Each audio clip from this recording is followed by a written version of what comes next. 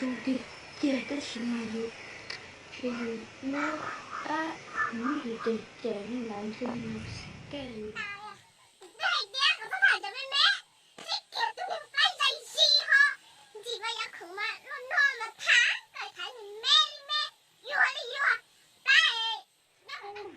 สิขาแน่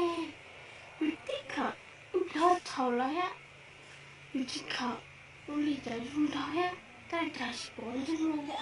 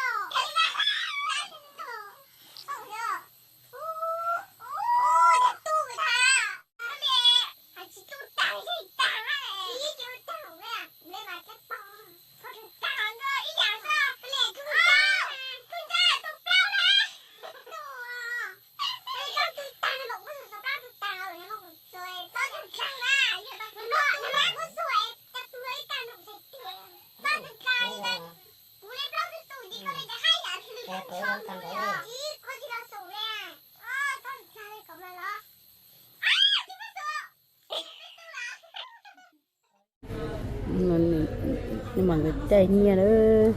số số cái tiếng nhá không số không được chưa nhưng mà nhớ số khôngคือแมนเรา1,300แล้วยัง1,300ป่ะตัวนี้ได้1,000มัน2ล้าน1แสนแรกคือตัวนี้นะ60,000 1,300เนาะคือ1หรือ2 1 0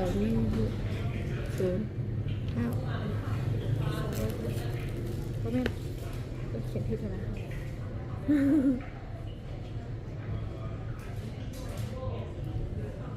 1,300 คูณ2 ล้าน160,000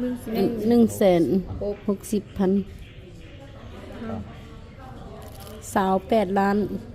แปด กับอัน80,000 28 ล้านมัน 28 ล้านกับ80,000 ได้ถอนอยู่บ่ดี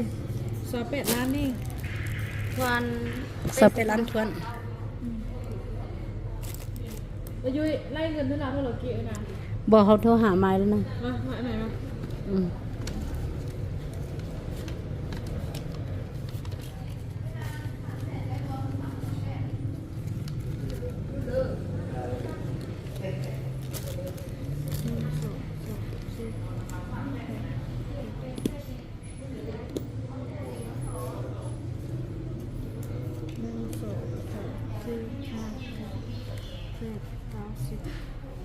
เนี่ยจำไรนะจะโอนเนาะ เด็กชาย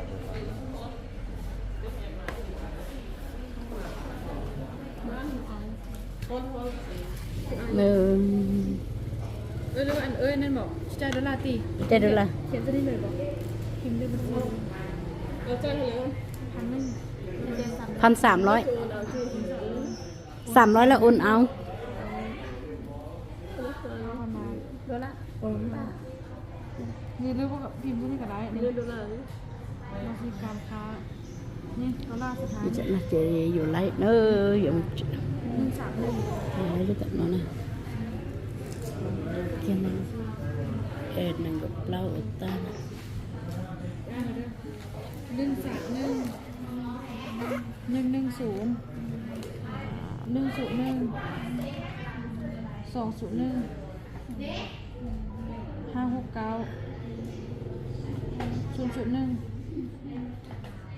ด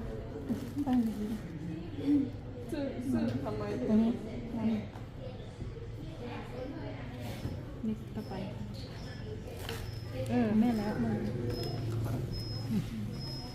ได้ถอนอยู่80,000เนาะ เออ อันที่เปลี่ยนเอาคืออันนี้คุณไม่ได้อันนี้เมียเปลี่ยนที่เปลี่ยนอันนี้นะเอาไปเลย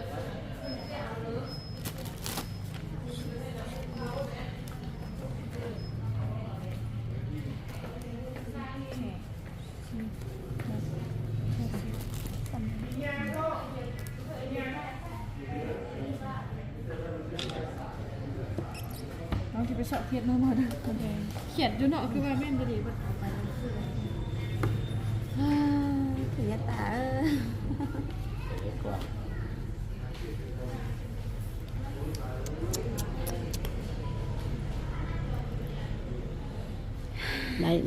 lấy thật tương rụt xếp xa đi nè rồi tụi nó mà luôn xì tụi nó luôn xì thì tụi nó là chè mất sẽ tê thế thời yêu chơi coi như lo lên nó chè bố sẽ tê giờ sao lẩu người ta giờ sát lẩu cái gì có sát lẩu à giờ lo sao tê chiêu sát lẩu tua sao tê sao lẩu nó này cứ ngập vào thầu chơi chơi lẩu tiêu tiêu cho nó chơi cho sát tao nữa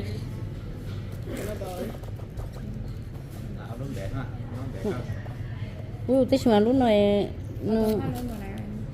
มันมีตัวนี้ของสูง 5,000เบ็ด5,000มันเนียน ตัวนี้คือว่า10,000เลยนะ กูเหมือน เจ้า5,000เอา10,000เธอเจ้า5,000 tới khi mà của lúc này của chúng ta tôi sẽ tông này lấy một lúc có thể là chơiเลย เอาอันนี้ nó là một lúc được có thể là vậy mà thường thì sao thì tông có lên chơi trong cơ แล้วเนาะ ไอ้ลูกก็ได้ แล้วก็เรา